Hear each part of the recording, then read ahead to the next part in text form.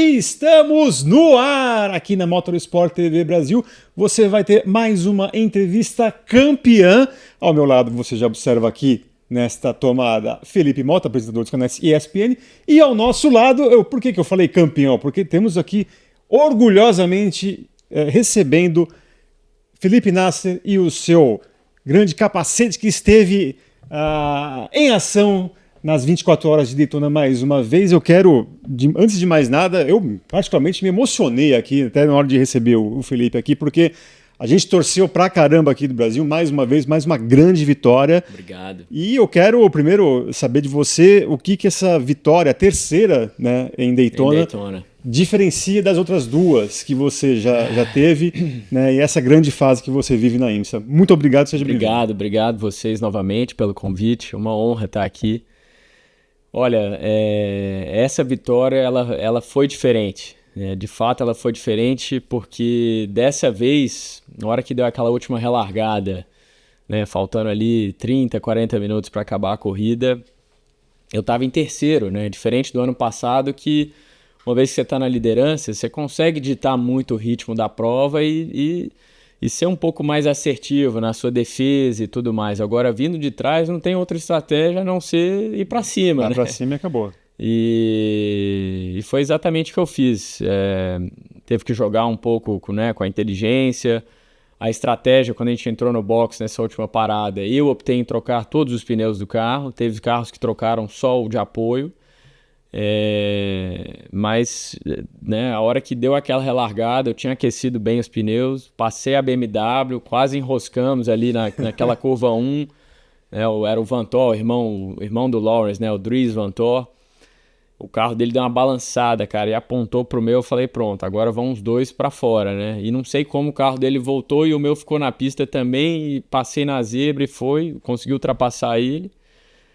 E o próximo era o Campbell, né? Que era o carro 6 que estava liderando a corrida. Companheiro de equipe. Aí tem todo aquele drama, né? De equipe, dois carros brigando e o Acura vinha chegando. Mas a hora que embaralhou no trânsito, eu falei, agora. Se eu não passar agora, vai ficar ruim para mim e para ele, né? Que o Acura ia virar uma ameaça. E deu a embaralhada no trânsito, peguei o vácuo dele, achei um buraco lá pra me colocar antes da bus stop, passei e agora eu falei, fui.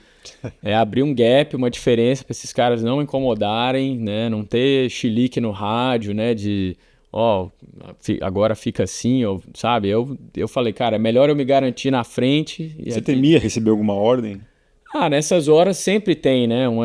Até porque a equipe, né? A Porsche Penske Motorsport, a gente trabalha pro time, né?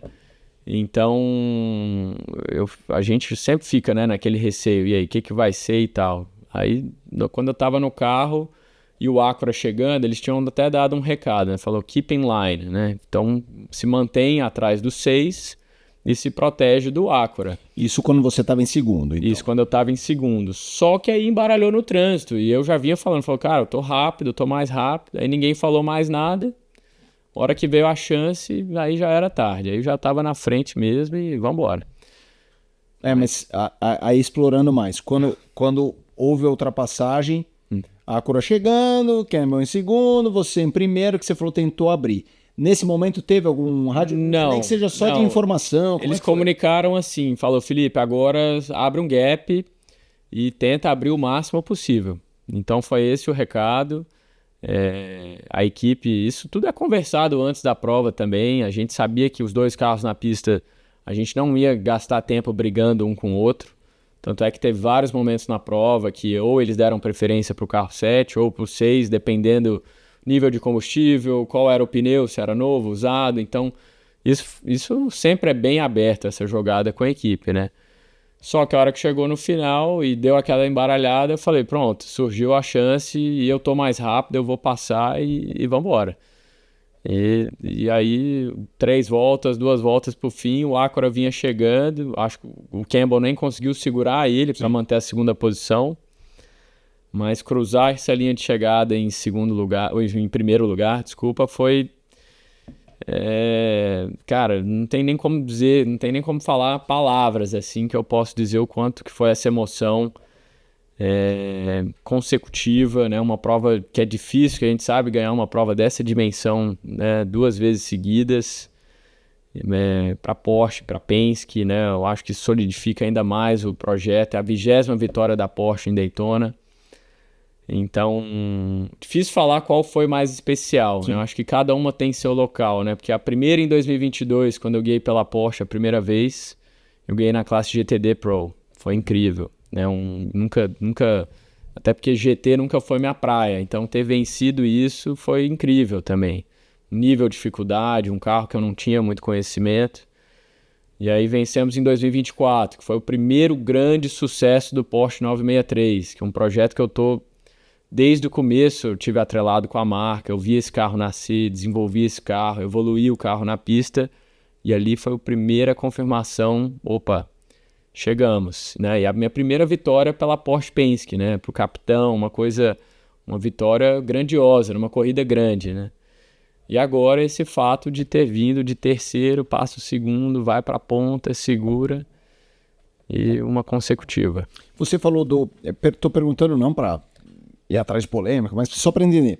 A gente sabe que a rádio tem sempre essa coisa da dualidade, a ponto de vista de um carro com o outro. Quando falou keep in line, que talvez o seu companheiro também tenha recebido alguma coisa, não que tenham dito para ele, ó, fica daí na maciota que ninguém vai te passar, mas teve reclamação nesse sentido, achei que não era para ter disputa, ou não? Não, nem chegou a esse ponto. A esse ponto. Foi uma coisa assim, que o que eu entendi era que pra gente não perder tempo, porque o Acura já era uma ameaça. Ele Sim, já passou, isso ajuda nessa hora. ele já vinha, então pra mim o recado foi esse. Sim. Pra gente não perder tempo entre os dois carros e o pós-corrida, especialmente com um personagem que você citou, o Roger Penske, que basicamente personifica, né, todo o sucesso do automobilismo norte-americano, assim, e você trabalha para esse cara. Vocês conseguiram conversar? Como é que foi o papo pós-vitória? Olha, o Roger, o que é impressionante é que ele ficou às 24 horas de corrida lá no pit stand, com o fone dele, o gorro, o casaco. Teve hora à noite que tava fazendo 3 graus a temperatura. E ele não foi dormir, cara. Qual a idade dele? Ele vai fazer 87 anos esse ano. Então, de 86. Não, impressionante demais, cara. E assim, você saía do carro, ele te perguntava alguma coisa, como é que tá o carro, o que você tá achando, como estão os freios. E dava bronca na equipe, por que esse pit stop foi assim, não sei o que, sabe? É incrível, é isso que mantém um cara... Por isso que ele tem sucesso. Ele é um cara que busca a excelência em tudo, né? E ao mesmo tempo é um cara muito humano, né? Ele consegue falar de um para um, ele consegue motivar a equipe. E no final, ano passado eu consegui fazer ele chorar, porque essa corrida ele não ganhava há 55 anos, né? Caraca, então ano passado ele deu uma emocionada que nem eu nunca tinha visto. E quando ele deu olho a olho? Ou você viu pela TV? Não, assim? eu vi pela TV e quando ele me abraçou no pódio ano passado, ele realmente estava emocionado. Você via que o olho dele estava cheio de lágrimas. Mas esse ano não. Acho que com essa disputa final foi tão tenso que ele só deu uma suspirada, assim, ó. Acabou. Mas ele estava feliz pra caramba. Eu queria explorar um pouco, porque é um privilégio. Você começou a falar dele, eu fiquei com o olho marejado aqui, porque a gente quando fala, Ferrari, a gente esquece que Ferrari é um sobrenome que foi de alguém, tem uma pessoa, né? Sim. Ford. Só que hoje, por mais que existam as linhas sucessórias, muitos já foram. As pessoas esquecem que o Penske é um Roger, né? Não é? Sim. As pessoas já associam o Penske a uma equipe, uma fábrica. Mas ele, é a pessoa. É um cara, exato. E você tem o privilégio de... por exemplo, quando você chega, o cara se emociona. A gente vê filmes, Ford versus Ferrari, e você tá vivendo a realidade que é uma história de filme. Sim, é um filme. É um filme. É um cinema, né? Como é que é isso? Você chegar lá, é um senhor, vive... Tenta trazer um pouco essa personalidade e tal. O que você já aprendeu com ele? Primeiro que se você conhecer o Roger, você vai falar, cara, eu quero trabalhar para esse cara, eu quero entregar o possível, porque ele é uma pessoa que consegue tirar o melhor das pessoas, né? E ele fala, meu nome no carro é só uma marca, mas quem faz a diferença, o trabalho do dia a dia são vocês. E então ele é um cara incrível, como profissional, né? Ele é um cara que não perde o olhar na corrida, na estratégia, no dia a dia da equipe. Quantas vezes ele já não me ligou assim, madrugada, acabamos de testar em Sebring, é 1 hora da manhã, ele pega, liga, pergunta, às vezes ele tá na Austrália, ele tá num outro lugar do mundo, então é isso que mantém ele ativo e mantém ele por dentro do que a equipe dele faz. Ele é um cara que tá 100% presente nisso. E como eu falei, você vencer uma prova para o capitão é histórico. Isso, eu acho que isso para poucos, né? E consecutiva vai ficar para a história, né? Não só para mim, eu acho que para ele, para a equipe, para a Porsche. Então, fazer parte desse momento, eu não tenho dúvidas que eu estou vivendo um dos melhores momentos da minha carreira e estando representando marcas que são lendárias, né? São marcas que têm um sucesso enorme no automobilismo. Posso fazer mais uma, Dom? Manda. Por mais você descreve uma figura humana, correta, mas essas grandes figuras às vezes são supersticiosas ou elas têm manias. Tem alguma coisa assim do tipo com o Roger Penske, ninguém entra na porta à frente ou não estica? Tem alguma coisa ou não? É um cara realmente zero firulas. Ele preza muito pela, assim, os carros dele, você pode ver que o carro tá sempre impecável, tá brilhando. Entendi. E é o mesmo que ele espera da equipe dele. Então, se chegar mal arrumado na equipe, você vai tomar alguém vai te notificar ali. Sim, sim. O box, a garagem, os caminhões, cara, é impecável. Assim, é de se admirar mesmo, porque é esse padrão de comportamento, essa atitude, esse compromisso que faz essa equipe ter esse sucesso. Perfeito. E o campeonato, no geral, você acabou de falar, você aos 32 anos, 32? Não tô ruim de conta. 32. 32 anos. Vive, como você disse, um melhor momento da sua carreira, né? Como que você se autoanalisa nesse momento seu, além dessa vitória em Daytona, né? Mas 3 campeonatos já da IMSA. E para o futuro, o que você imagina, o que você deve fazer aí nos próximos anos, e também se continuar também não tem problema, mas assim, como que você imagina a sua carreira daqui para frente também? Bom, eu enxergo o seguinte, esse campeonato está homologado até 2029, né? E hoje vocês tiveram a confirmação de mais uma montadora, né, que vai ingressar o grid aí do Hypercar. E eu vejo que a Porsche também tem um comprometimento a longo prazo, né, com a categoria, e é o esporte que eles estão se dedicando. Você vê que a marca trabalha muito isso, está no DNA da marca. As corridas de endurance sempre foi um DNA da marca Porsche. E eu vejo uma relação bem duradoura aqui, né? E como eu falei, eu acreditei nesse projeto desde o primeiro dia, né? Quando eu já vinha de uma montadora vencedora, optei por esse projeto, sabia que ia ser uma coisa do início, era um novo ciclo, era juntar a Porsche e a Penske, 2 culturas completamente diferentes, pessoas, um time. Vi esse carro, né, se desenvolver na pista, os primeiros dias de treino. Eu vi os dias bons e ruins do 963, um ano de 2023 dificílimo, o carro só deu problema, muita falha mecânica, problema técnico. E chega 2024, a gente emplaca 24 horas de Daytona e vence o campeonato, não só de pilotos, como equipe, montadora, vencemos tudo no IMSA, né? E 25 agora começou tão incrível quanto, né? Então, eu acho que o que eu posso olhar para frente e falar o que falta, cara, eu tenho um sonho de conseguir,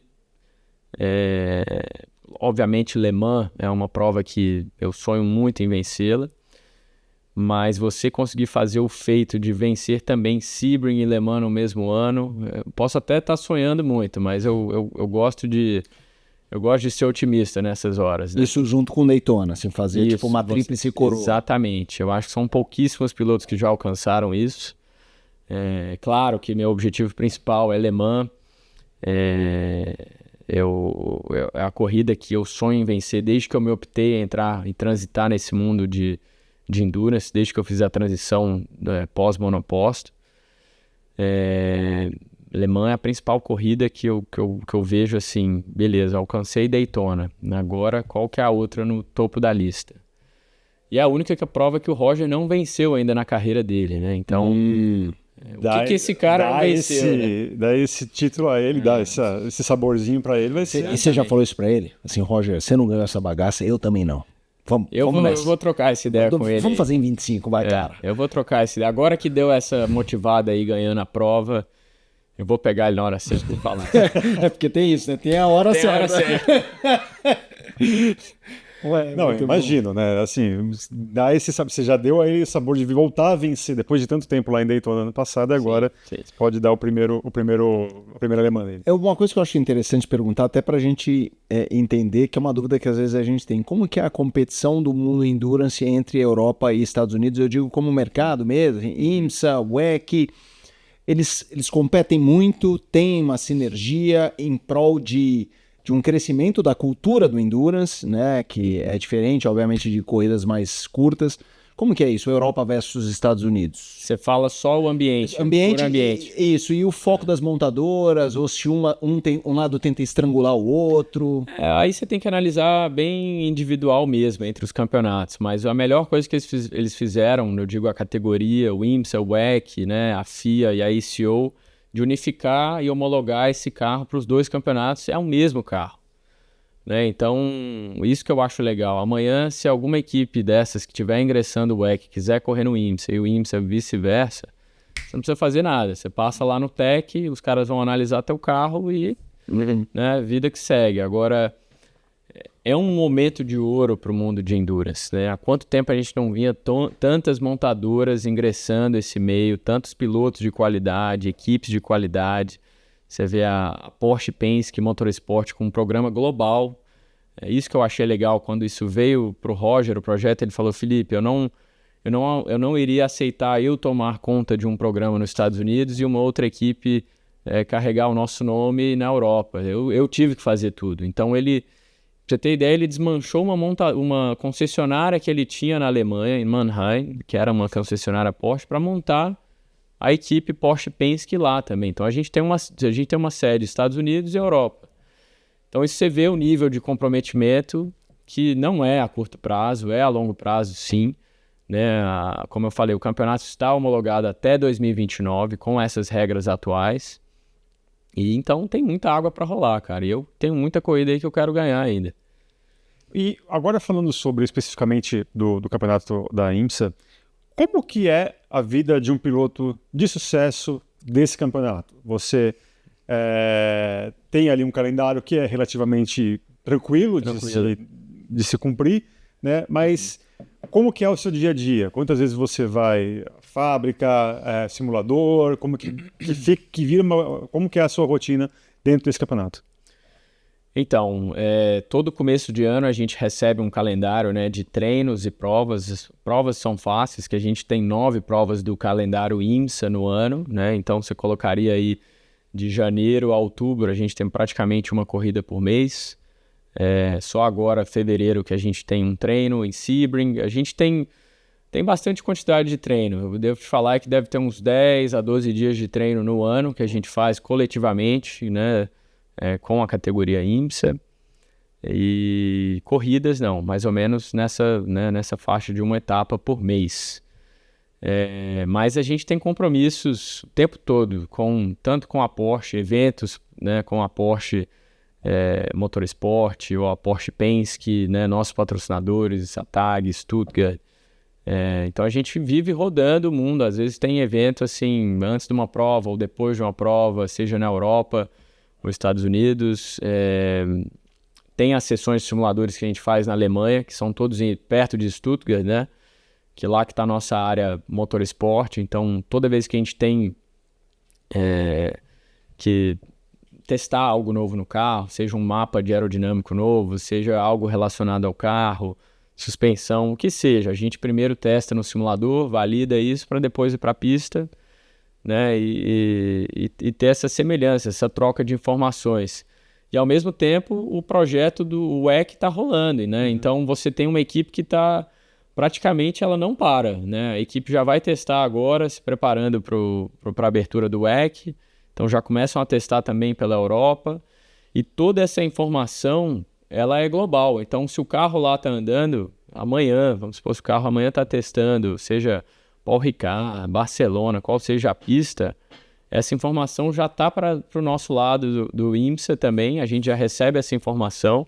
A gente tem uma sala de observação também que durante treino e corrida, isso está tudo acontecendo ao vivo.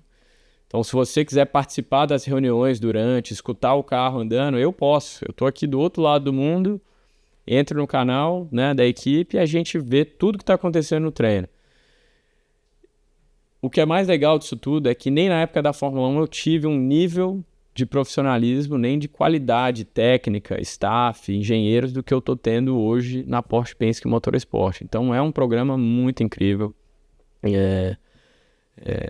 As pessoas eu acho que estão cada vez mais conhecendo o mundo de Endurance. Eu acho que esses últimos anos, né, tem tido esse atrativo, né, essa admiração pelo lado de Endurance, e eu acho que isso só vai aumentar ao passar do tempo, né, porque você está falando de um campeonato, né, de multimarcas, né, multimontadoras, então você tem gosto para todos, né, e o que eu acho mais legal do Endurance é que ele também é imprevisível. Você não tem de fato, essa equipe vai ganhar porque isso. Não, claro, você sempre vai ter aquelas equipes favoritas, mas eu acho o meio muito mais dinâmico, né, pelo menos para mim, piloto, eu acho que eu nunca me diverti tanto num carro como eu venho me divertindo ultimamente, né? E vejo assim, de quem tem oportunidade, os fãs, patrocinadores que vão para as provas, acompanham, é um acesso muito mais legal. O cara tem uma proximidade com os pilotos, com a equipe, que eu acho que nenhuma outra categoria oferece. Eu tenho uma dúvida que é em relação a NASCAR, né? Essa é uma pergunta que eu vou fazer na frente do Eric. É óbvio que são mundos absolutamente diferentes, mas existem muitas pessoas conectadas, né? O próprio Eric sempre falava lá atrás, quando você foi para os Estados Unidos, né? Para quem está acompanhando sabe que o Eric é apaixonado, outros não. O Eric coloca a NASCAR realmente é a categoria favorita dele. Então eu lembro quando pintou o Nasser lá nos Estados Unidos, você falava assim, pô, É o Brasil. é o Brasil. Cara, como que é a NASCAR? Porque assim, a gente tá falando de um bicho grande, né? A NASCAR é um negócio que o brasileiro não faz ideia, mas quando você vê ali índices de audiência comparando aos esportes americanos, a NBA, claro, a NFL é uma coisa de outro mundo. Exato. Mas liga de hóquei, liga de beisebol, quando a NASCAR sai ali no ranking, muita gente olha e fala assim, sério que é tudo isso? Quem vê de fora, né? É enorme. É gigante. Como que é como historicamente, assim, nem sobre o presente, mas voltando alguns anos para trás, E o IMSA faz parte da NASCAR, né? É o mesmo família, a mesma né? família que cuida. Isso. Como que é? Eu acho que tinha residência em Charlotte, que é a base, o hall da fama da NASCAR é lá. Sim. Nem que sejam só amigos, assim, os pilotos que você tem mais relação, mas se nunca deu match mesmo, assim, não aconteceu com a NASCAR, você fala? A única oportunidade que eu tive foi quando eu guiei pela equipe da Action Express, que um dos donos é o Jim France, que é um dos proprietários da NASCAR, a família France, né? Eu lembro que, não sei se foi 2020 ou 2021, eles me chamaram para fazer um teste no carro da NASCAR novo, que ainda estava sendo desenvolvido, não tinha feito o lançamento dele ainda. E eles queriam pilotos que tivessem conhecimento de circuitos mistos, até para entender da funcionalidade do carro, né? Nesse caso em particular, eles queriam saber da coluna de direção, o quanto que ela era ágil ou não para o circuito, né? Porque no oval você esterça muito pouco, né? Você fica reparando esses caras guiando, né? Eles esterçam muito pouco o tempo todo. Já no circuito de rua, não. Você tem muito mais movimento, né? Direita, esquerda. E aí me chamaram para fazer um teste, né, na NASCAR. Foi a primeira vez que eu acelerei um NASCAR. Tem potência pra caramba. Mas assim, é um carro também que você enfiar o pé, o pneu não dura 4 voltas. E eu lembro na época, assim, era um monstro de potência. É um carro totalmente mecânico, né? Você escuta barulho de tudo. E eu lembro, assim, que as freadas eram muito complicadas também. Você tem que começar... antecipar, não era um protótipo, né? Então no começo eu falei, caramba, e o peso, né? Você tá lidando com um carro muito mais pesado. Mas o barulho, a potência do carro é incrível, né? E ali foi meu primeiro contato com a categoria, e estavam lá todos os diretores da NASCAR, o pessoal que estava fazendo o desenvolvimento do carro. Então passei 2 dias com eles em Daytona. Então, se um dia me perguntarem... Em Homestead, você meio que foi apresentado à categoria... Foi a primeira vez que eles me apresentaram, foi, se eu não me engano, um pouco antes de Daytona, em janeiro, eles fizeram um shakedown do carro em Homestead e me chamaram para participar e fiquei escutando tudo que vinha acontecendo. E dali surgiu o convite de fazer parte desse treino. Eu e o Austin Cindric, na época, fizemos esse treino em Daytona, no circuito misto. Piloto oficial da Penske, inclusive. Exatamente. E Que mundo, né? E hoje eu pilotando pra Penske, eu até comentei com ele esse dia dessa história. Ele falou, cara, nunca vi um dia tão quente, eu não sei como você não cozinhou no carro. Eu falei, bicho, eu não aguentava mais ficar dentro daquele carro, um calor. E engraçado que o calor, ele batia na sapatilha assim, eu falei, vai derreter o pé, né? Sim. Mas esse é o carro da NASCAR. Ele falou, cara, é isso aí. É isso que a gente lida toda a corrida, e principalmente corrida que tá muito quente.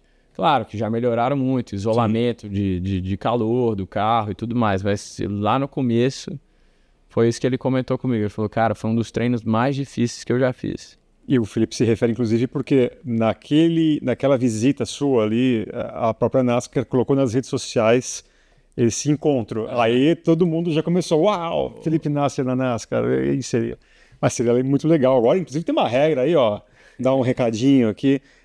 Ô, senhor Roger, eu sei que o senhor vetou muitas vezes Hélio Castro Neves a fazer uma corrida na NASCAR, né? Agora tem uma regra aí que dá pro Felipe participar, vai ser uma grande explosão, aí todo mundo vai só comentar, pelo menos uma corridinha. Seria incrível, fazer uma corrida de misto, Watkins Glen. Pô, você já conhece, já. Pô, seria incrível. Agora me perdi aqui, Felipe. Posso Falar de eu NASCAR, me perco Não, eu aqui. tenho uma curiosidade. 24, voltando para as 24 horas de Daytona, a gente está vendo um movimento grande de pilotos brasileiros desse entendimento do Endurance, como realmente você foi um dos pioneiros aí e de forma fixa, realmente um dos primeiros. A gente viu o Dudu Barrichello brilhando na Stock, mas fez o movimento para o WEC. Mas pegando 24 horas de Daytona, por exemplo, o Massa, falei com o Massa outro dia, os caras vão e piram. Assim, Ele adorou. Ele adorou. aí, Fraga, isso para citar outra dinâmica, vários né, Felipes. Como que foi lá? Só Felipe se deu bem nessa edição. Quando eles chegam lá assim, porque você é o cara que vive isso. Quando os caras chegam, é meio isso, caramba, que da hora, assim. Como que é o tesão dos caras que vão correr lá? É que eu acho, primeiro que já é um novo ar, é um novo ambiente, então a pessoa já vai com outro olhar para isso, né? E o ambiente americano, ele é muito, ao mesmo tempo que ele é profissional, ele tem esse lado, tem uma vibe boa, ele é um ambiente mais descontraído do que a Europa. Porque muitas vezes, cara, você tá numa competição na Europa e você não consegue nem ver teu competidor do lado da garagem, você nem cumprimenta o cara às vezes, cada um vive na tua bolha, seu mundo. Já o esquema americano não, ali todo mundo tem o mesmo catering, todo mundo vai pro mesmo local, então você tá cruzando com equipes ali diferentes, você vê piloto, comenta, engenheiro. Sim. Eu acho que é muito mais aberto, é um esporte, e eu vejo assim, as pessoas têm tesão de estarem lá, um final de semana de corrida no IMSA, eu vejo isso na cara das pessoas. Por isso que não é diferente que, como você falou, o Márcio, o Fraga estão lá descobrindo esse mundo agora e estão adorando, né? Eu tenho certeza que eles estão se divertindo pra caramba. Eu encontrei o Felipe também, o Massa, e ele falou, cara, isso aqui é muito legal, é muito legal. A dinâmica da corrida é legal. É uma corrida imprevisível, uma hora você está liderando, uma hora vem uma bandeira amarela na hora errada, agora você está relargando lá atrás no pilotão, mas está de pneu novo. E assim vai, é uma prova, eu acho que você como piloto, você se sente, você fala, cara, eu não posso vacilar um momento aqui, porque né, a dinâmica da prova está mudando. Se eu não acompanhar isso e observar essa leitura né, o tempo todo, você vai ficando para trás. Agora, tem uma dúvida. Assim, você é o cara que passou pela Fórmula 1 e certamente é a categoria, além de ser a maior do automobilismo e tal, tem essa grandiosidade e também tem a exclusividade. Tem o paparico, que eu posso até colocando isso mal e porcamente aqui, mas até para a galera entender. Quando você vai para uma categoria como a IMSA, por mais que o dinheiro também rola bem ali, né, para as marcas envolvidas e tal, me parece, me corrija se estiver errado, que não há essa exclusividade, não há essas coisas mais... Frescura. Ela é muito mais sutil, beleza. Ela é muito mais sutil, na verdade, né? Porque a exclusividade, ela vem muito da mentalidade europeia, que eu vejo, assim, das competições na Europa, o acesso exclusivo para o grid, o acesso para isso, para aquela garagem, para aquele hospital, não sei o quê. O camarote tal, o hospitality da equipe, sabe? Já no IMSA não, cara. Você compra lá um General Admission, né, que é o ingresso normal, você vai rodar tudo no circuito, você vai rodar as garagens, você vai Você tem acesso ao grid de largada antes da prova. Sim. Então, é incrível. E assim, eu acho que criança não paga. A criança abaixo de 12 anos não paga nenhum ingresso. Então, a família já vai feliz da vida, né? Ela vai comprar o dos pais, os filhos, né, praticamente vão de graça. Mas você vê algum piloto que também é baseado na Europa, que viveu a vida que você viveu, não só na Fórmula 1, mas também nas categorias de acesso, que se incomoda com esse aqui liberou geral? Ou todo mundo ali fica realmente feliz e desmistifica um pouco essa questão da personalidade do piloto que quer ser muito... Dos pilotos que eu converso, por exemplo, dou um exemplo, o Nick Tandy, que hoje é meu companheiro de equipe, ele é um piloto que também viveu muitos anos, né, competindo pela Europa. Ele fala, cara, eu não abro mão do IMSA mais nunca, porque aqui ele meio que se sente fazendo o que ele quer fazer, né? E existe um reconhecimento, existe um vínculo com esses torcedores que vão para a pista, porque o acesso é praticamente livre, né? Então, de vários desses pilotos que eu converso, cara, vários falam assim, eu prefiro o IMSA 100% por causa disso, dinâmica da corrida, é um ambiente mais legal, todo mundo se conversa, todo mundo se fala, beleza, brigou na pista é uma coisa, fora da pista a galera sai, se encontram, é uma outra dinâmica, e eu não vejo isso tanto no lado da Europa, nas competições europeias. Posso ir? Não, eu tenho uma pergunta que é sobre essa questão de um calendário com 9 corridas. Não que isso seja pouco, estamos falando de corridas longas também, mas que eu imagino que tenha essa distância de uma corrida a outra. Como é que é a sua rotina no sentido da disciplina? Porque hoje, tudo bem, Fórmula 1 hoje em dia com 24 corridas loucura. É uma loucura. É uma loucura. Mas vamos supor que com 16, 18 como era antes. O fato de ter uma corrida a outra, eu acho que uma se conecta a outra e, puxa, imagino que precisa de uma escalinha pessoal, seja da parte física, seja da parte de... Sim. Sabe, para não dar aquela desconectada, vou ficar 2 semanas na lancha. Como que é isso? Você entendeu? Assim, Entendi. Bom, agora que vencemos Daytona mais uma vez, a primeira coisa que eu quero fazer é minha pescaria em fevereiro, lá na Amazônia. Vou ficar Você já fez alguma vez? Eu sempre faço, todo ano, pelo menos uma vez no ano, eu combino, né, com meus primos.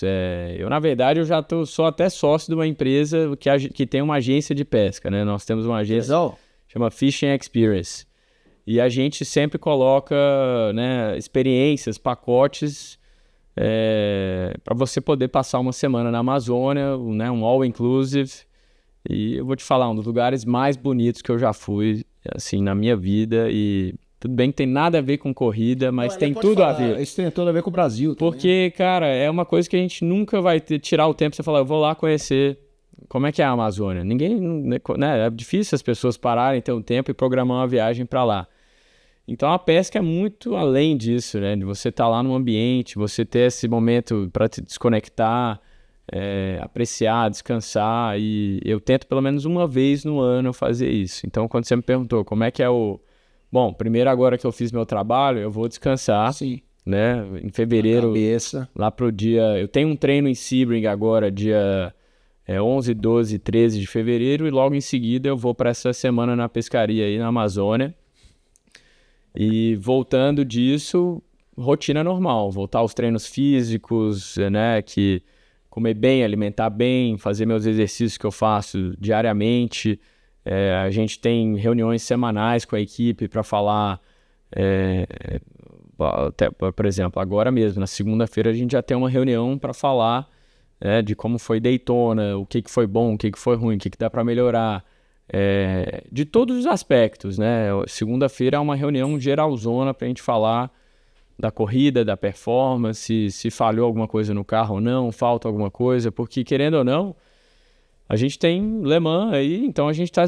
Ao mesmo tempo que a gente está disputando um campeonato, a gente está se preparando também. Tudo que a gente vai aprendendo no carro, se é alguma falha mecânica, se é alguma peça que falhou, uma carenagem, tudo isso a equipe vai observando, a gente vai fazendo melhorias e assim segue, né? Agora, eu sempre fui eu sempre gostei dessa parte do preparo, de me dedicar ao preparo físico, ao preparo mental. Eu até aprofundei mais o lado mental nesses últimos anos. Já tem mais ou menos 10 anos que eu trabalho com um profissional, que o nome dele é Pedro Lobo, que faz toda essa parte... Já deu entrevista pra gente aqui. Já. Que já faz toda essa parte de foco, concentração, respiração, meditação, parte cognitiva, parte simpática, parasimpática. Então, tudo que seu corpo... Né, tudo que a gente vive como piloto, do momento que você entra no carro, sai do carro, como é que você está, essa autoanálise, é uma coisa que eu aprofundei muito nos últimos anos, mesmo depois da Fórmula 1, não deixei a peteca cair, né, falar mais ou menos assim, e eu me dediquei ainda mais para ter mais autoconhecimento e ter mais ferramentas que me ajudam no mundo de endurance, porque a Fórmula 1 é uma corrida sprint. Você se preparou, sentou no carro e é isso. Essa é a corrida. Pô, você se deu, né? Mais ou menos essa análise. Agora o endurance, não. Você, né, andou no carro aqui 2 horas. Você já se alimenta, hidrata, né, faz ali uma terapia, uma soltura muscular e tal. Abaixa a tua frequência, como é que você tá, e daqui a pouco você entra no carro de novo. Se você não tiver 100%, meu amigo, o carro está na liderança, a hora que relarga, você ficou para trás. Então, eu acho que o mundo de endurance, ele demanda muito mais do piloto, mas muito mais. Você comparar uma corrida sprint com uma corrida endurance, não tem nem comparativo. E eu vivi esses dois mundos, né? Eu sei bem como é que é. Então, acho que ter aprofundado esse conhecimento foi fundamental para ter esse sucesso que eu tenho tido no endurance, né?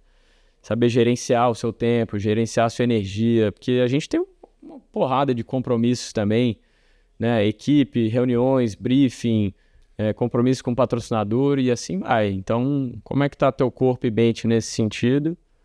Então, é mais ou menos aí. Acabou a corrida, ali, né, uns dias ali para poder, né, dar um reset e volta tudo de novo. Falando de você citou a Fórmula 1 agora, o que te traz mais saudades da Fórmula 1 e aquilo que você não tem saudade nenhuma da Fórmula 1 está muito bem? Olha, o que dá saudades, assim, uma volta de pneu novo, tanque vazio no Fórmula 1, né? Você fazer uma simulação de qualifying, uma das melhores sensações que tem no planeta, não tenho dúvida. Você sentir o que um carro de Fórmula 1 pode fazer é algo, assim, inacreditável, né? E é curto, né? Porque às vezes só tem uma volta rápida, normalmente é uma volta só, mas é o máximo que o carro pode entregar e o máximo que o piloto pode entregar. É o piloto em estado puro ali. É, o estado puro. E isso é uma das sensações mais incríveis que tenho certeza, no mundo de corrida. E ainda mais satisfatório quando você fala, cara, essa foi a volta, né? Isso é muito tesão. Agora, a parte de compromisso, você descer do carro e você já tem que atender gente, e é isso, aquilo, fala, explica, daqui a pouco compromisso com não sei o que, reunião. As viagens são muito cansativas, né? Eu lembro na época, quando eu corri na Fórmula 1, eu tinha um apartamento na Inglaterra, eu acho que eu não fiquei nem 70 dias dentro do apartamento, cara. Eu ficava mais tempo em avião, em hotel, sim, e sem ver família, sem ver amigos. Então, você acaba que é difícil você manter um vínculo com as pessoas. Sim. É extremamente difícil, né? Eu digo, você acaba vivendo mais com o pessoal da equipe, né? O pessoal de logística, equipe, engenheiros e tal, do que a tua própria vida pessoal, né? Não tem assim, eu vou tirar 10 dias para mim agora, que não tem como. Né? Então, eu acho que eu acho assim, claro, hoje a Fórmula 1 tem essa demanda, esse volume de competição é maior. Então, um cara que não consegue gerenciar bem isso que a gente está conversando, a energia, o tempo, cara, isso consome de um tanto que você não faz ideia. Imagina como tá agora com 24, né? Chegou num nível que ficou insano. E uma lógica no calendário meio estranha. Melhorou esse ano, mas você tem que cruzar o mundo toda hora. Uma dobradinha, às vezes, exato. Felipe, é uma pergunta que a gente faz para alguns pilotos, porque o público gosta muito disso, e não se atém, não é questão financeira, mas é a logística da vida de um piloto assim. Uhum. Pagamento, cai todo mês, são 3 parcelas no ano, hospedagem, É o piloto que paga? Ou, você falou, tem um avião... Depende de cada equipe, Assim, exato, mas pegando mais, você tenta sintetizar. O Kaká outro dia veio aqui e tava falando quanto custa um carro de Stock Car. Ele porque o patrocínio da porta, sabe aquela coisa do que não é quanto o piloto tá ganhando, não é caras aqui, entendeu? Mas assim, essa coisa da logística, da negociação, como que no IMSA falando assim de logística, de hospedagem de salário... Falou do carro. Um carro hoje, um Porsche 963, ele custa... em torno de 3 milhões de dólares para você comprar o carro, né? Tanto é que tem equipes privativas como a JDC. Foi isso que eu até acharia que era mais. Isso só o carro, né? Fora peças de reposição e tudo mais, motor, etc. Com certeza é um valor bem mais alto. Logística, você pode, ou você avisa a equipe com até 30 dias de antecedência qual o seu destino, e eles fazem toda a logística para vocês, desde hotelaria, carro alugado e passagem de avião, ou você pode fazer a sua e depois pedir um reembolso. É mais ou menos assim que funciona com a Porsche. Pagamentos são 4 vezes no ano, então você tem essa divisão em 4 parcelas no ano. E óbvio, quando você ganha a corrida, você emite um bônus lá e espera o invoice cair. E ele é fixo? O bônus é fixo por vitória, por exemplo? Depende da prova. Uma prova de 24 horas tem mais peso, de 12 horas menos peso, e assim vai. Que beleza, hein? Essa manobra pra cima do Kevin foi duplamente boa. Valeu bem, pô. E, obviamente, comparando novamente com a Fórmula 1, para uma equipe que era de fundo de grid que você correu na Sauber versus uma equipe de ponta do IMSA, a diferença é muito grande ou até você imagina que... É muito grande. É muito grande ainda. Grande. Desde a organização, a logística, os compromissos que a gente tem. Então, você vai amanhã, vou fazer um evento para a Porsche. Lá no me refiro mais às cifras. As cifras, ao volume de dinheiro, assim, você, putz. Entre as categorias, você fala, olha, uma equipe pequena na Fórmula 1, acho que não. Acho que, né, olha, da época que eu corri, que foi 2014, 15, 16, né, 14 eu era piloto reserva, 15, 16, um piloto de uma equipe pequena deveria ganhar entre seus 250 a 450 mil euros, vai. Por ano. Por ano, né? Agora... O IMSA, sem dúvida, já é superior. Com a chegada dessas montadoras, eu não digo só, né, na Porsche, mas eu acho que das grandes marcas, esse valor já é bem mais alto. Eu tenho uma pergunta que é inevitável. Assim, a gente nem... Quando a gente se trombou lá em Interlagos, eu falo que o Nasser, sempre que eu olho e penso na história da Fórmula 1, eu falo que pra mim se falassem assim, vem o gênio da lâmpada, e fala assim, pô, você tem um desejo, sou piloto de Fórmula 1, tudo bem, eu podia falar do Massa ser campeão, porque eu acho que ele mereceu, mas falando assim, de reescrever a história seria a sua, porque eu te acho gigante, e acho que se você fosse de outra nacionalidade, você teria tido... E aí eu não tô falando com síndrome do vira-lata. Eu tô falando assim, caras abaixo do Felipe tiveram mais chance, porque vai pipocando, é aquela coisa. É o time, né, cara? O encaixar esses fatores é muito difícil. E não tô falando isso como drama. Não, também. Aí tá felizão, já passou demais e ótimo. Mas é inegável que a gente tem que te fazer uma pergunta, que é a volta do Brasil pro grid. Assim, como é que você vê o Bortoleto, o Gabriel... Na Sauber. Pelo que ele fez de Fórmula 3, de Fórmula 2. A Sauber, que mudou, não é a mesma equipe, mas claro, você conhece ali. Fase de transição. Você conhece bem ali os suíços, Rimmel e tudo mais. Gabriel Bortoleto e Sauber, essa junção. Bom, primeiro eu quero dar os parabéns pro Gabriel, né? Eu acho que ele tem total mérito, né, nessa oportunidade que ele vai ter na Fórmula 1. Eu acho que de tudo que ele alcançou até aqui, né, nas categorias de base, de entrada e agora, né, a mais recente, o campeonato na Fórmula 2. Não tenho dúvidas que ele tem qualidade e talento, né, para ser um bom piloto de Fórmula 1.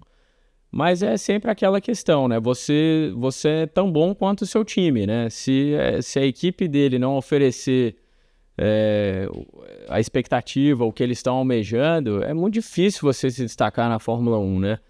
E eu espero, né, que a equipe que vem de uma transformação, vem de uma mudança, né? Vem agora a Audi tomando conta e tudo mais, eu espero que eles consigam reestruturar o time, né? Colocar pessoas de qualidade, de alto nível, que, né, é o que se espera de uma marca desse tamanho.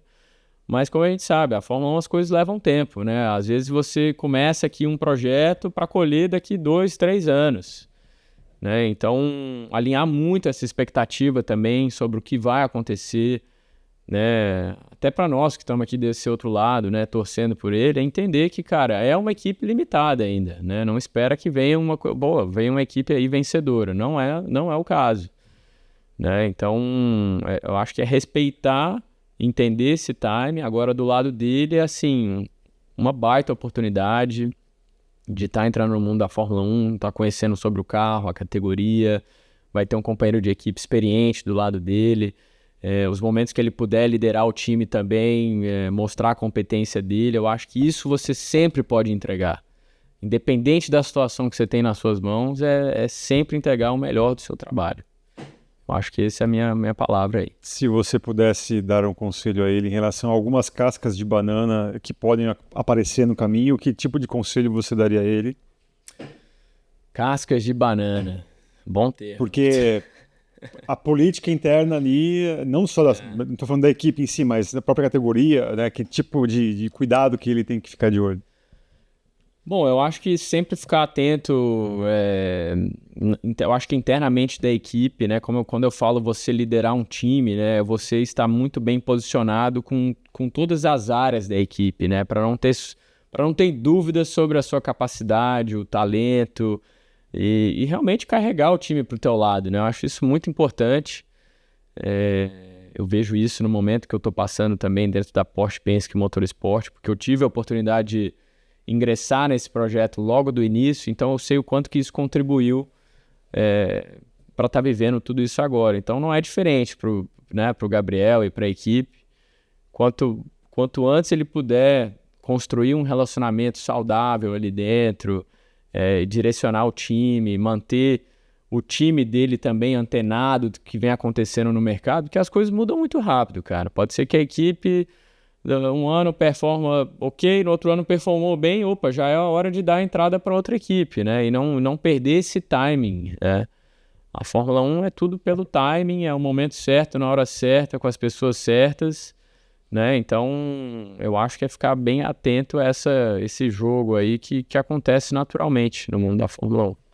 Mudando de assunto ainda na Fórmula 1, mas o Felipe Massa veio, eu ia falar que ele sentou aí, mas se eu não me engano o Massa sentou desse lado. Desse lado. Aqui, e eu tava aí. E aí, falando, o que você falou 2014 piloto teste, foi piloto teste da Williams, né? Vocês ficavam juntos. Foi. E aí ele caiu no assunto Williams, aí tava falando do Stroll, e aí ele falou bem do Stroll, mas ele teve ali uma passagem que o Stroll deu uma alfinetadinha dele, eu não entendi, veio tirar um sarro aí, baixa a bola, tal. E aí ele citou o projeto de preparação do Stroll, que foi um núcleo de trabalho feito um ano antes dele estrear, que tinha engenheiro, um deles brasileiro, até acho que o Robert, e que você foi um coaching. Como é que foi esse trabalho de coaching do Stroll? Olha, na época, em 2014, eu sei que muita informação do que a gente tinha de simulador, de treino e tudo mais, isso era passado. Eu tive pouquíssimas oportunidades de falar com o Stroll, não foi uma coisa tão direta, né? Mas tudo que era compartilhado, eu sei que tinha um time paralelo treinando com ele em vários circuitos. Você não ia? Não ia. O trabalho que eu fiz mais profundo assim foi com o Lando Norris, que eu acho que a gente até comentou isso, não sei se eu falei para você. Falou ano passado, mas eu não registrei, assim. O Lando em 2017, quando eu tinha acabado de sair da Fórmula 1, o pessoal do gerenciamento dele me ligou para eu preparar o menino para a Fórmula 2. Então a gente pegou 2 carros de Fórmula 2 da geração antiga e a gente rodou a Europa com 2 carros, simulando um final de semana de corrida, treino, corrida, classificação, ajuste, setup. Então não é à toa, né, que as coisas acontecem, né? Existe um investimento por trás, existe tempo, energia, dinheiro para as coisas acontecerem, cara. E o Lando se preparou muito bem. E aí sim eu acompanhei ele, né, em todos esses eventos que a gente fez de Fórmula 2, treinando pela Europa. Eu já vi logo que o menino tinha capacidade. Ele tinha mesmo? O menino era muito bom. Ele já, assim, com poucas voltas, já falava o que o carro precisava, já extraía o melhor do carro. E a gente simulava, né? 1 contra 1, né? Eu contra ele, a gente simulava vários finais de semana de corridas. Pô, tipo trial. Tipo um trial, Eu dei muito cascudo nele também, mas assim, teve momentos que eu falei, pô, o menino tá vindo, tá começando né? E já dava trabalho, então... Pô, que legal, cara. Isso. E dizem que ele, porque assim, o pessoal fala muito do Stroll, do Lawrence ser rico e milionário. Família do Piastri, pra falar do Norris ainda não. Do Norris é muito abastada, mas todo mundo fala que ele sempre foi, o Lando, muito pé no chão. Assim, sim, cara, sim. ele era mesmo. Ele é o menino pé no chão, o menino, cara, toda a oportunidade que a gente teve de dividir a pista junto. Um menino muito tranquilo, muito centrado. E eu vi ali, eu falei, esse moleque tem potencial sim de ser campeão, ele tem qualidade. E até acho que ano passado, ano retrasado, encontrei ele aqui no GP Brasil, a gente até brincou desses treinos aí que a gente fazia. Na época era tudo confidencial, a gente não podia falar isso pra ninguém. Eu aparecia com um macacão, um capacete sem nada, né? Sim. Então era um acordo confidencial. E me tratou super bem e tal. Agora, é o que eu falo. Se você tem condições de se preparar para entrar na Fórmula 1, tem vários aí que fazem, né? Não tem outra opção, né? Sim. Não, e até parece que todo mundo que fez tá dando certo como ele, certo, né? Para diminuir, porque nessa hora todo mundo quer diminuir o que ele conquistou.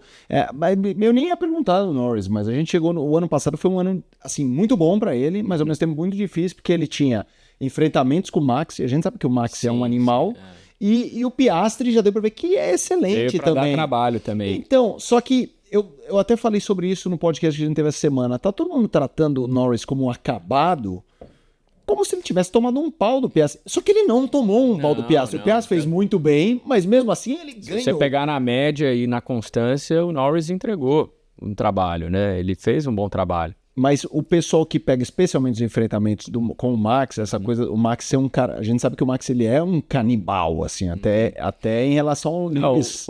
O Max virou, ele é casca grossa, né? Isso. Então, na hora que for bater roda, a galera já sabe, né? Então, esse que é a diferença. Então, mas muita gente apontava que tá na hora do Norris saber o momento de falar, não, agora chega. Você acha que precisa mesmo? Tem uma hora que ele tem que falar, acabou. Isso vai acontecer naturalmente, cara. Se o cara quer ser campeão, ele tem que entrar para um próximo nível, né? De tudo, de botar tudo na linha e também não sei o quanto que isso pode ter distraído ele em questão dessa competição interna de equipe também, tirou um pouco do foco dele, porque tinha momentos que o Piastri classificou na frente, ganhou a corrida, né? O quanto que isso também influenciou um pouco nessa distração, né? Mas com certeza, eu acho que hoje, se fosse replicar o mesmo campeonato do ano passado, ele teria que estar um passo acima para brigar, né, o campeonato com o Max. Essa questão aqui falam muito do lado mental dele ainda ser uma barreira importante? Assim, é difícil falar quando a gente está fora, né? Mas eu senti que assim, quantas largadas ele deixou de fazer bem feitas, né? Pelo menos o Norris classificou várias vezes na pole e perdia a primeira posição logo na largada, né? Então, e aí? Isso é repetitivo? Qual o problema, né? Isso é dele, é do carro, é um procedimento, né? Mas são coisas que não podem falhar quando você está brigando pelo campeonato, cara. Pelo menos eu enxergo assim, né? Você tem que jogar todas as fichas para o negócio estar 100%, né? Operacionalmente falando, tudo tem que estar funcionando, né? E essa entrega, ela é todo final de semana. Senão, você não consegue, né? Você vê Claro, o Max estava pilotando pra caramba, né? Tá num momento da carreira fantástico e o carro tá bom, o carro tá ruim, ele tá lá na frente, ele entrega, né? Então esse é o nível de campeão que a gente quer ver. O Max, quando chegou à Fórmula 1, você tava lá, não tava? A gente estreou no mesmo ano, né? E quando ele tinha 17 anos, não tinha nem carteira de motorista ainda. Era um cara que dava pra ver, porque é óbvio, a gente percebe uma curva de amadurecimento do Max muito até grande, hoje. E como pessoa, você vê que ele falava as besteiras dele, hoje ele já segura um pouco mais. Mas era um cara, em brief de pilotos, que as pessoas já olham no entendimento dele ser um diferentão, ou não era assim na época? Agora fica bonito falar isso, mas não era Na assim. época ele era moleque, pô. Não tem nem como julgar. O menino era um menino ainda, né? 17 anos, né? Ele amadureceu pra caramba. Essa evolução dele aí é nítida, né? Não só no carro, né? Como nas decisões dele, ultrapassagem, né? Há alguns anos ele se envolveu em muitos acidentes e tudo mais. Você vê que hoje ele tem uma visão completa de prova e tá sempre entregando. Ele realmente tá... Ele deu esse mais um passo e ele tá ali, né, pra ser campeão. Falando do briefing, eu tenho uma curiosidade. Quais eram os personagens da Fórmula 1 mais chatos em briefing? Aqui parava de falar. Quem sempre levantava a bobagem. mão pra falar... Deixa eu ver aqui. O Kimi nunca falava nada. Eu estou surpreso. Está eliminado. O Kimi, engraçado. Tinha dia que ele ficava até com óculos escuros no meio de um briefing. Né? Tipo, ele dá uma pescada ali e ninguém percebe. Agora, cara, quem perguntava bastante... Algumas vezes o Lewis perguntava, alguma dúvida de comissário. O Pérez, eu lembro que falava pra caramba também. Massa, fala. O Massa também, algumas vezes questionava alguns procedimentos. Mas tudo bem pontual, assim, nada... Não tinha nenhum chatão, não. Na sua época de Fórmula 1, assim, eu sei que a amizade é difícil, mas uma boa relação. Aquele quando você encontra, você abre os olhos. Oh, legal te ver. Então, cara, quando você tá no circo, você viaja com esse pessoal o tempo inteiro. Então, você vê no hotel, você vê na academia, você vê não sei o que e tal. E na época, pô, o Felipe, me dava muito bem com o Felipe, né? O Massa, o Bottas na época também. Algumas vezes o Button de ver na academia ou no hotel, sempre muito tranquilo. E quem mais? Bom, na época ali, o Verlaine... eu acho que esses foram... O Ricardo sempre foi um cara muito de conversar com todo mundo, brincalhão, gente boa pra caramba, então era mais ou menos assim. Você acha que o caminho, não há nenhum tipo de caminho de volta para os monopostos? Porque Pode falar, seu nome sempre foi também muito ligado à Indy, você bateu na trave na Indy algumas vezes, sim. né? E mais recente eu tive a oportunidade de testar pela Penske agora, lá no Thermal Club em novembro. Eu fiz um treino para eles que foi dedicado ao sistema híbrido. A gente estava, né, revendo algumas coisas. Foi um treino coletivo da categoria, não todos os pilotos, mas pilotos rookies, né, que ainda não fizeram uma etapa oficialmente da Fórmula Indy, mas tinham alguns ali que já tinham guiado. O campeão da Fórmula Indy Lights, eu acho que estava lá, da Indy Next. Next não mudou o nome. E quem mais lá? O que veio da Fórmula 1 agora há pouco, um americano, eu esqueci o nome dele. O que bateu vários carros da Williams, como era o nome dele? Logan Sargent. Também estava no treino. Bateu. Não, assim, quem é aquele que bateu? Sargent. Cara, então, querendo ou não, tava todo mundo ali do meio, né? E foi um treino que eu já tinha uns dois anos que eu não andava num carro da Fórmula Indy, 3 anos. Bateu só. Liderei o treino, fiz o programa todo que eles pediram, dei alguns toques da parte híbrida do carro, brake by wire, equilíbrio do carro. Eles adoraram, a Penske adorou, elogiaram pra caramba. Eu acho que isso mostra que, assim, a qualquer momento, né, eu tô pronto, né, e isso é legal de você trabalhar para uma equipe como a Penske, né, que a qualquer momento eles podem te chamar, fala, cara, vem aqui fazer um treino, né, e quem sabe o dia de amanhã, a gente não sabe, então pelo menos eu sei que eu tenho condições de pilotar um carro desse, fiz o meu trabalho, eles adoraram e que a porta tá aberta, né, agora... 500 milhas aí, se não precisar. O Val seria Vou falar uma barreira? pro Roger, falar, ó, duas Daytona já, cara, e aí?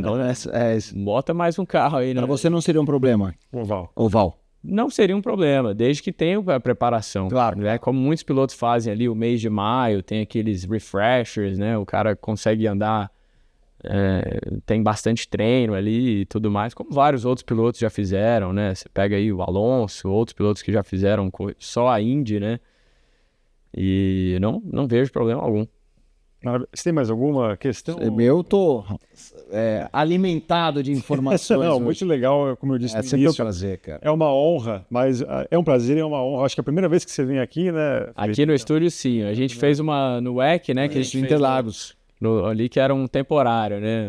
Mas aqui a gente... Cabine. Ali era um itinerante. A gente faz, exato. Itinerante. Aqui a gente já deixa até registrado que a próxima vez que você estiver aqui em São Paulo, por favor, as portas elas não estão abertas, elas estão escancaradas para a sua presença aqui, ainda mais num momento tão especial Muito que bom você falar vive. com vocês também. Pô, tá doido. Filipão conhece muito da minha história também, né, Filipão? Um dia a gente vai fazer um proibidão aqui de vocês, que deve ter história de cobertura de Fórmula 1. Não. Época da Fórmula BMW. Coroinha. Tá tudo, não, mas é legal ele falar isso, porque eu acho muito interessante o movimento que você fez, cara. Repito, pra mim você é um cara que se tivesse tido uma chance da Fórmula 1 deitava, aí beleza, não deu certo, segue a vida, vai pra outro lugar e vira o que já virou e com certeza ainda mais. Você falou dessa coisa de Daytona, dá pra acreditar assim, no seu sonho, a gente acreditar nele.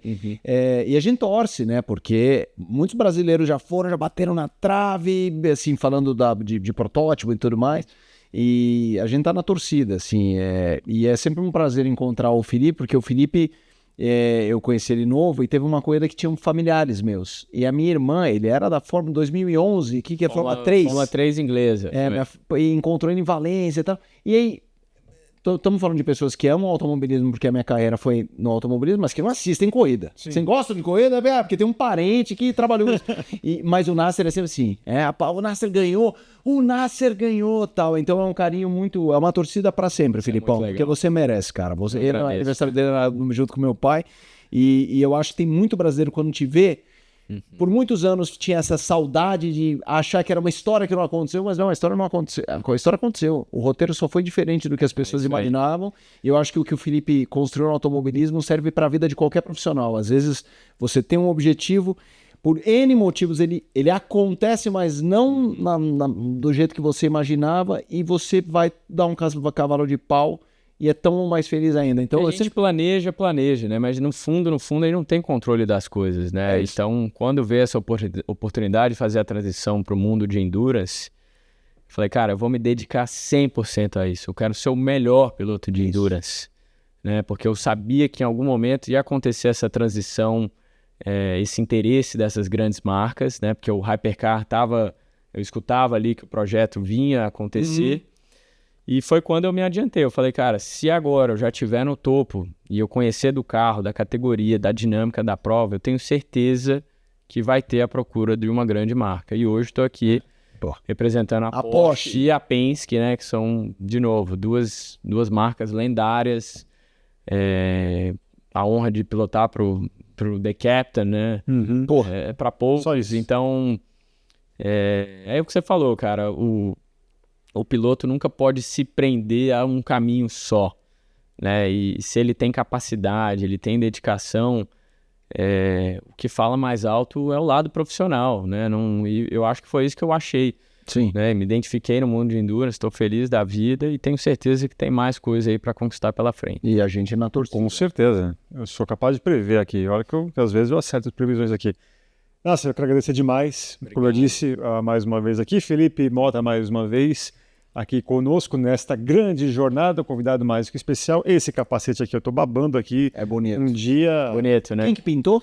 Quem pintou foi o Adonis, né, que é um artista brasileiro. Ele fez, junto com o pessoal da Art Mix, eles fizeram essa colaboração e ele pintou tudo à mão, cara. Que legal. Se você passar a mão depois, vocês vão ver, você até consegue sentir esse relevo aqui da tinta do pincel, né? Sim. Só explica pra galera até o que é exatamente esses dispositivos aqui. Bom, aqui a gente... Puder dar um ganho aí, Jeff. Tá conseguindo ver aí? Beleza. Aqui a gente tem um duto de ar que a gente conecta dentro do carro. Então, o que ele melhora? A circulação de ar para o piloto aqui dentro. Tem pilotos que andam com a viseira aberta. Eu prefiro andar com a viseira fechada, até mesmo à noite, porque o ar que a gente recebe circula muito melhor. Como é um cockpit fechado, a gente não tem muito acesso do ar externo, né? O que vem de fora do carro. Então, isso aqui é fundamental para manter a gente aí ventilado, a cabeça fria, né? Importante. Literalmente. E aqui, ó, você tem um plug de rádio, né? Que ele já vem com um sistema de drink, né? De água, né? Um sistema de água embutido. Sistema imortalizado por E Kimi aqui Raikkonen. é o rádio junto com o Driver ID, que eles chamam. Então, uma vez que eu plugo aqui, aparece lá na tela que é o Felipe que tá guiando o carro. que legal. Fantástico. E aqui tem essa alavanca aqui para você puxar do painel, colocou aqui para fazer a troca de piloto. E esse é um capacete da Estilo, é um modelo ST6 novo, é um capacete todo em fibra de carbono. Pergunta besta, por que o vermelho e branco? Então, boa pergunta. O meu tio, o Amir, né? O Amir, na época que ele foi piloto ali nos anos 80, ele corria com a mesma seta, né? Porém, ele usava o verde e amarelo. Ou era o verde aqui, o amarelo aqui, não me lembro. E eu gostei do desenho dele. Claro que era bem mais simplificado, assim, bem old school, era uma setona mesmo. E eu lembro que quando eu e meu pai, a gente conversando com o Bruno da Art Mix lá atrás, para fazer um dos primeiros capacetes que eu fiz, eu sei que o Cid também que já fez algumas pinturas para mim. Eles mesmos, eu lembro que a gente sugeriu, eles tinham sugerido algumas cores, né? E eu gostava muito do laranja, um laranja mais pro escuro, né? Mais para um vermelho escuro. E acabou que com os anos, assim, eu mantive sempre essa seta, né? Apontando para frente. Aqui tem um V, né? Logo na frente do capacete. Eu sempre mantive esse mesmo design. Mas eu já brinquei muito com essas cores, né? Hoje eu uso um vermelho que é mais um vermelho Porsche, né? Que eles chamam, que é um Porsche Red, que é mais a cor do carro. Ele é um vermelho mais escuro. Mas eu sempre usei essas cores invertidas, né? Para Daytona que eu fiz essa combinação. Normalmente eu uso o branco aqui onde está o vermelho, né? E o vermelho ficaria aqui nessa parte branca. Então eu fiz essa troca. E o Adonis me mandou ver aí, deixou uma coisa mais dinâmica, né? Aqui você tem o número 7 do carro, né? Que é o carro que eu piloto no IMSA. O Alminacer aqui. E tá pronto. Esse aqui tá pronto para pendurar na parede. Mais um. Não vai utilizar mais, pessoal. Não, usei uma vez e agora tá feito. Feito. Perfeito. Parabéns, cara. É isso. Mais uma vez. Muito obrigado. Agora, reiterando aqui os agradecimentos e agradecimentos também a você que nos acompanhou aqui nessa grande entrevista, mais uma, aqui na Motorsport TV Brasil. Fique com a gente, se inscreva no canal. Até a próxima. Tchau, tchau.